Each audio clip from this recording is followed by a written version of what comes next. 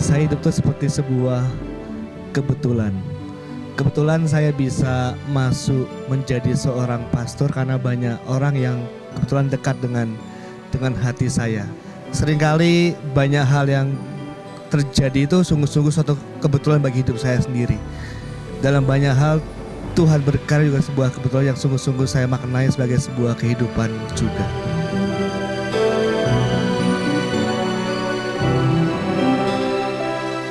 Wah, banyak. Waktu kecil dolar bebek.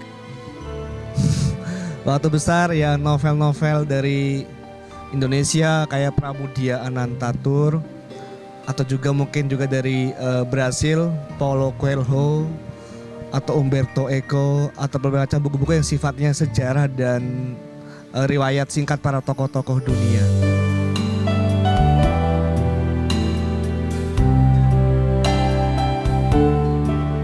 Ya, saya lagi membuat sebuah buku tentang macam-macam permenungan saya soal kehidupan saya di mimbar, di altar, dan di pasar gitu. Jadi nanti tunggu tanggal mainnya aja. Itu membuat itu.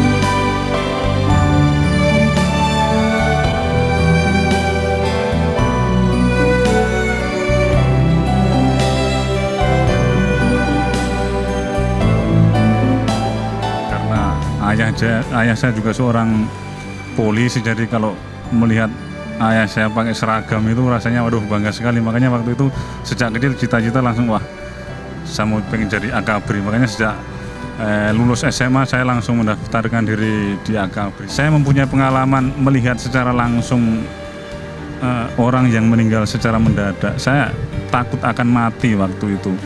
Melihat juga seorang anak kecil yang meninggal dalam dekapan ibunya. Saya ingin lebih dekat dengan sumber kehidupan supaya saya bisa lebih menemukan kedamaian dan ketenangan.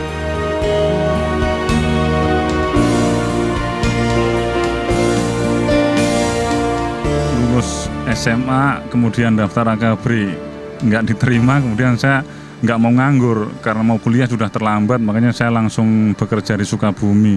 Siang hari saya bekerja di PT Glass Art Sukabumi. Kemudian malam hari mencoba kerjaan sampingan juga menjadi personil keamanan di salah satu diskotik di Puncak, Jawa Barat. Tapi sebenarnya motivasi saya bekerja siang malam tuh, kalau saya merefleksikan, saya lihat lagi sebenarnya itu suatu bentuk pelarian dari diri saya sendiri, karena saya belum menemukan kedamaian dalam hati. Saya masih ada rasa ketakutan menghadapi maut terutama. Sekali lagi berkonsultasi dengan Romo pembimbing saya, akhirnya saya memutuskan untuk masuk seminaris. Alasannya yaitu tadi, supaya saya lebih dekat dengan Tuhan, lebih bisa berdoa dengan tekun, dengan jadwal yang memang ketat ya waktu itu seminari.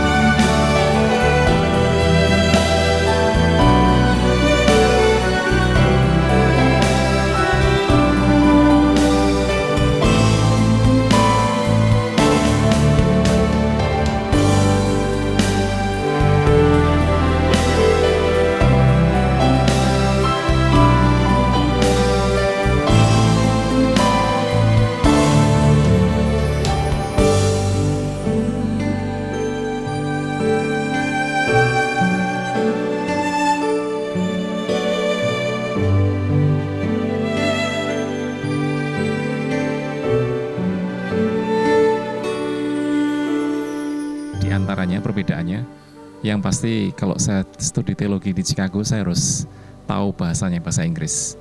Nah, sebelum mulai belajar teologi, saya kan harus belajar bahasa Inggris dulu setahun. perbedaan teologi, pelajaran teologi di sana dengan di Indonesia. Menurut hemat saya, di Amerika sistem belajarnya kita memiliki banyak buku, banyak referensi, dan perpustakaan CTU, Catholic Theological Union di Chicago itu banyak sekali. Tapi kalau untuk isi saya kira tidak banyak berbeda.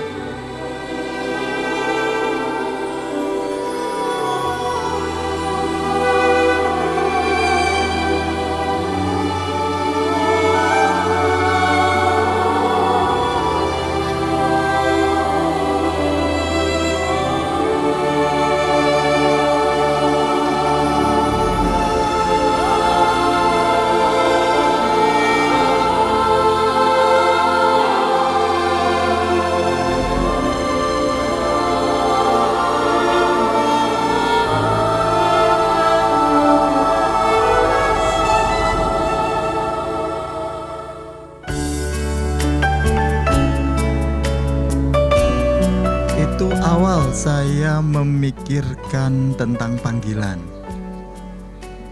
Saya menulis sebuah artikel dan kemudian artikel itu berjudul Stola di Matanya, dan buat saya itulah awal di mana saya secara serius memikirkan panggilan khusus menjadi seorang imam.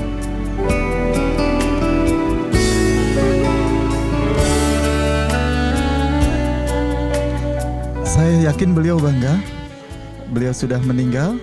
Nanti tanggal 27 Agustus itu 2 tahun beliau meninggal. Ketika saya pertama kali mengabarkan bahwa saya diterima di Projo Jakarta,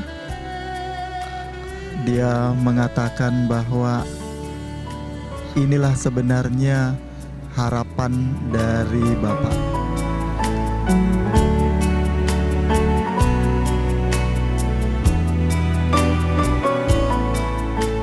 Harusnya 9 sampai 10 tahun, tapi karena di dalam filsafat ada mata kuliah yang dikonversi, karena saya dulu pernah kuliah di UI, jadi saya lebih cepat.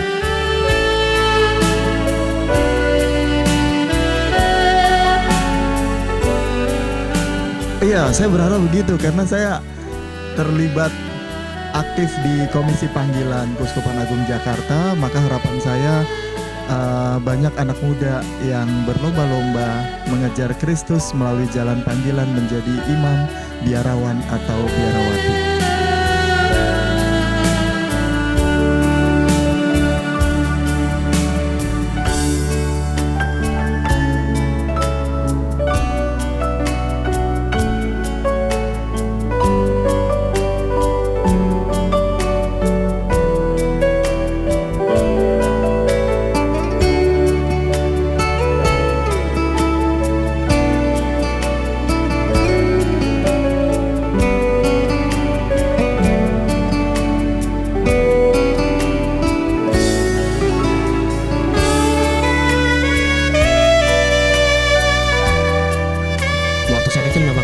Dibesarkan di keluarga Buddha, sampai memang ada satu peristiwa yang kalau mau dikatakan dengan kacamata iman memang itu menjadi bagian awal dari perjalanan panggilan saya.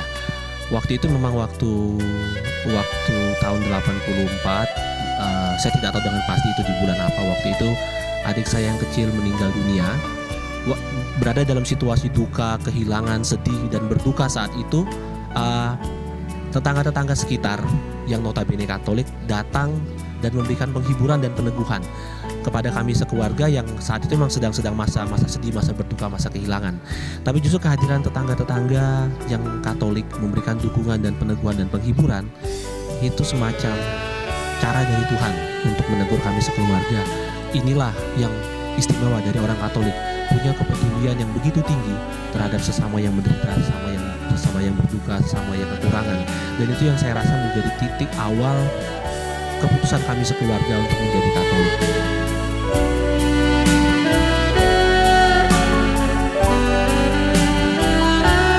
Proyek atau rencana ke depan yang ingin saya kerjakan adalah membagikan pengalaman bahwa Allah itu sungguh-sungguh Allah yang Maha Kasih, Allah yang mencintai tanpa batas dan tanpa syarat kepada semua manusia. Maka itulah yang menjadi harapan dan usaha saya untuk membagikan pengalaman cinta Allah ini kepada sesama yang putus harapan, putus asa, tidak punya harapan hidup lagi karena merasa bahwa hidup mereka tidak berharga dan tidak bernilai.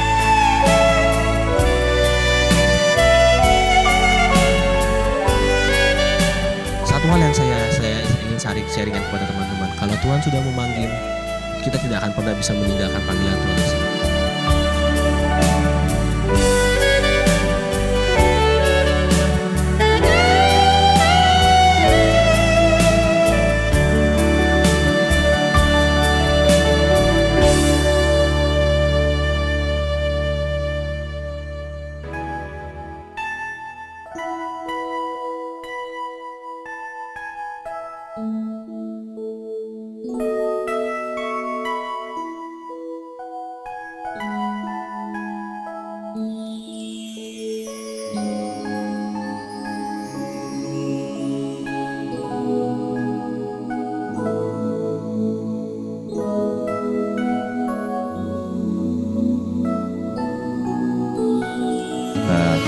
Sejak kecil memang saya memang terlahir kurus, kecil gitu, dan kelihatan secara physically tidak akan mampu untuk mencapai jenjang imamat.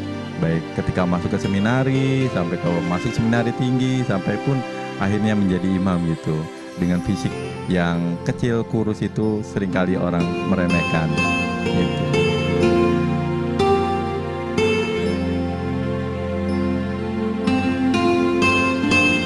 Ya, pesan saya secara umum boleh digambarkan karena saya juga selama ini menjabat sebagai wakil Komisi Kepemudaan di tingkat keuskupan. Yang pertama adalah coba untuk menjalin relasi persaudaraan satu dengan yang lain, yang itu yang paling penting. Dengan persaudaraan itu justru akhirnya akan meningkatkan iman kita semua.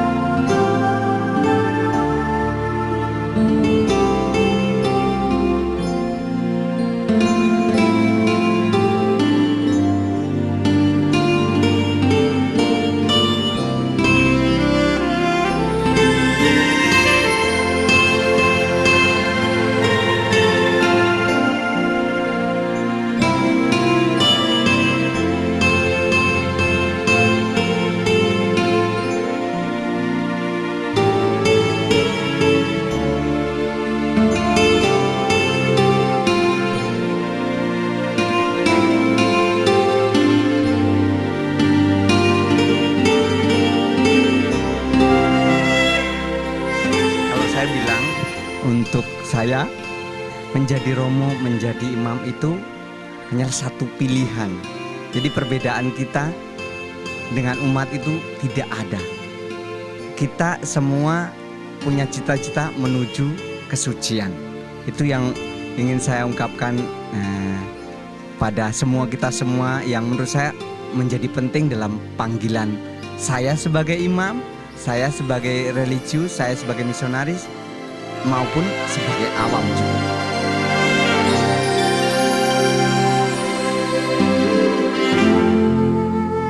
Oh, tentu tidak. Untuk saat ini tidak.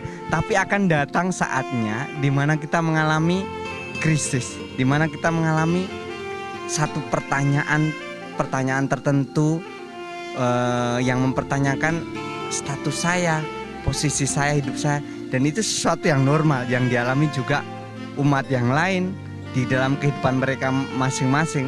Seperti juga suami istri kadang-kadang mengalami krisis.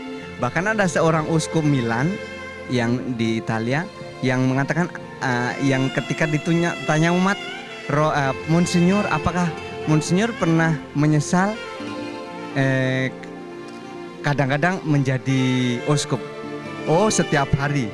Tetapi setiap hari pula saya membarui janji saya. Karena ini pilihan, maka ya sebenarnya harus dijalani dengan sukarela. Kalau kemudian pilihan saya itu berubah, ya silahkan meninggalkan, karena lebih baik tidak menyiksa diri dan tidak menjalani sesuatu yang memang tidak bisa dipertanggungjawabkan. Maka memang sulit. Satu hidup selibat, tidak menikah, itu orang mengatakan memang sulit. Dan kita juga mengatakan yang sama. Karena memang hidup selibat itu suatu rahmat yang datang dari Tuhan sendiri, yang harus dibarui dengan banyak doa, dengan mohon hidup selibat setiap hari.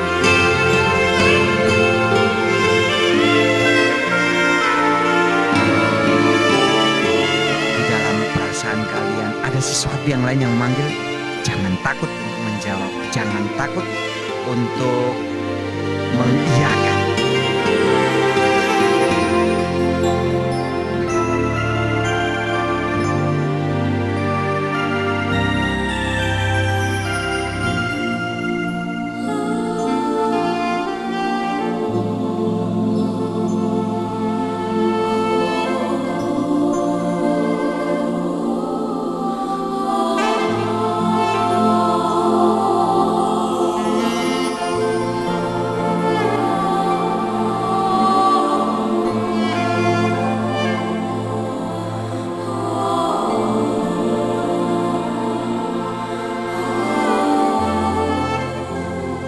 Saya tidak pernah bermimpi ya, itu bercita-cita semenjak kecil tidak ada. Itu justru muncul waktu kelas 3 SMA, waktu mau tamat kelas 3 SMA. Jadi waktu ada retret ulang tahun sekolah Franskus Saverius, jadi Pastor Lorenzi ke sana kasih retret. Jadi ketika itu baru mulai berpikir apakah untuk hidup ya untuk menjadi imam seperti itu. Jadi sebelumnya itu tidak pernah ada bayangan itu sama sekali.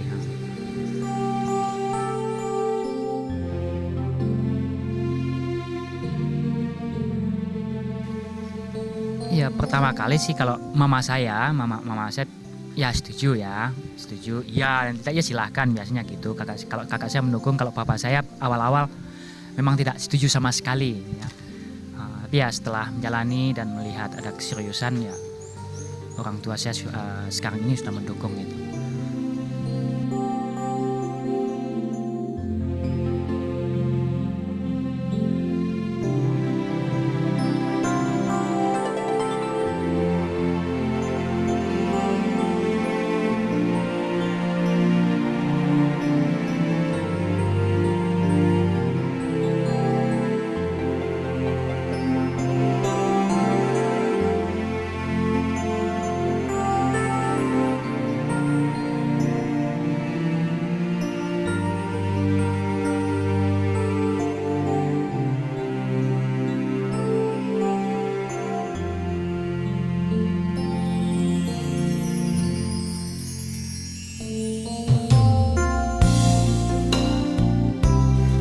Pertama saya sangat berterima kasih kepada Tuhan karena Gereja Bintaro, Paroki Bintaro telah terpilih untuk peristiwa ini.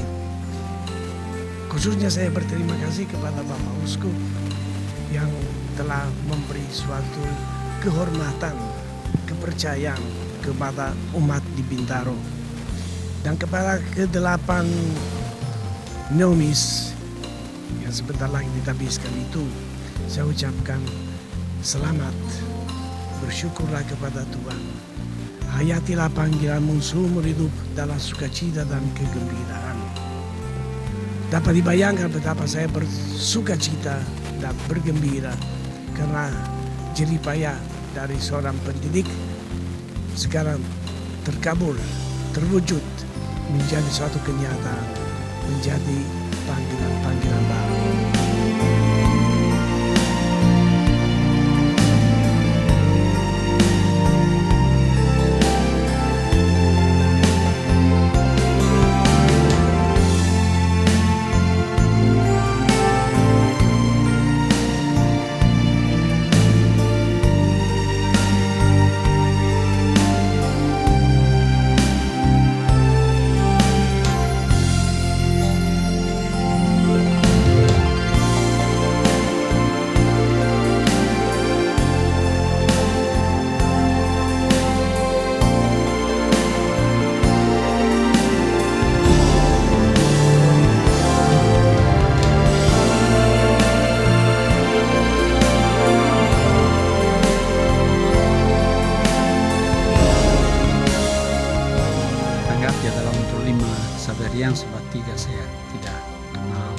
Tapi yang 5 pernah mereka dan novis saya, jadi saya yang bina mereka, dan ada yang lebih dari 1 tahun, mungkin 5 tahun. Jadi bagi saya tentu satu kegembiraan, kebahagiaan sendiri melihat mereka mencapai tujuannya. Jadi saya menghargai mereka dan khusus saya kagum sebab mereka setia dan terus tekun di dalam panggilan. Sebagai kesan atau pesan lah supaya mereka terus setia. Itu yang paling penting, itu setia sama Tuhan yang pertama, setia kepada umat yang paling penting itu. Dan mereka, tujuan mereka adalah mewartakan Yesus. Jadi dan kepada 4 yang akan ke misi sebentar lagi supaya mereka bahagia walaupun ada suka dan duka. Lihat saja yang suka, duka itu disimpan dalam hati saja. Dan untuk yang tinggal di Indonesia supaya dia terima tugas yang dikasih di sini dan mendapat kebahagiaan yang sendirilah. Misionaris di sini juga dengan tugas baru yang dikasih kepada dia.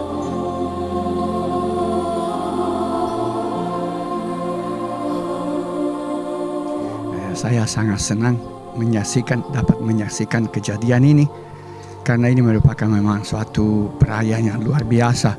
Baik kongregasi kami, ya pertama kalinya ada 5 orang pastor yang ditabiskan. Dan saya senang sekali bahwa pentabisan ini terjadi bersama dengan Pastor Projo. Karena merupakan satu kesatuan bahwa kita memang sebagai misionaris berangkat dari satu gereja lokal untuk seluruh dunia. Jadi bersama dengan pastor yang berasal dari gereja ini dan tidak terpisah dari mereka. Itu satu hal yang sangat bagus.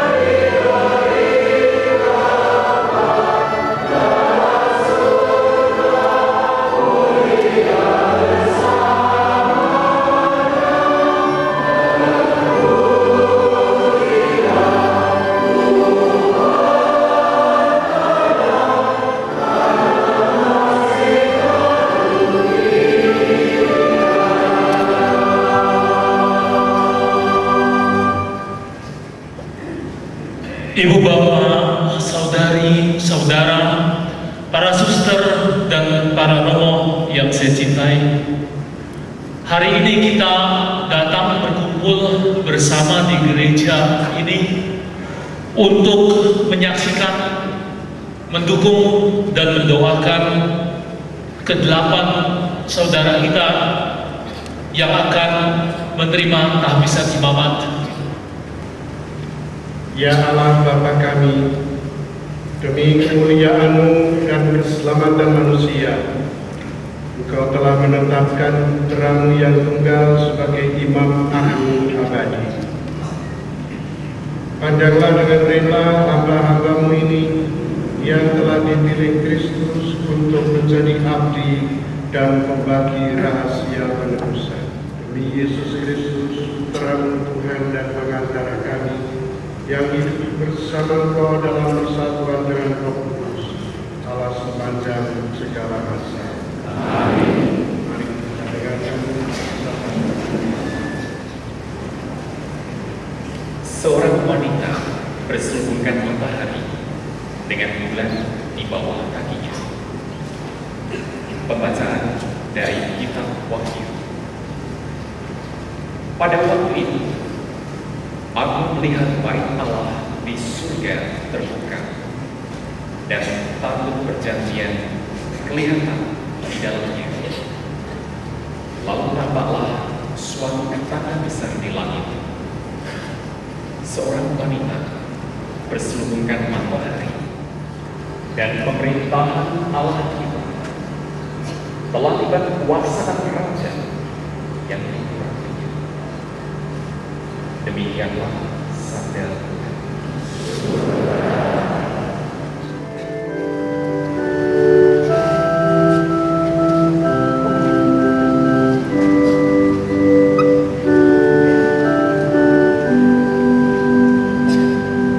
Dengarlah, kami dengar tabut itu ada di Efrata. Kami telah mendapati di padang Yahat. Lihatlah imam-imammu berpakaian kebenaran.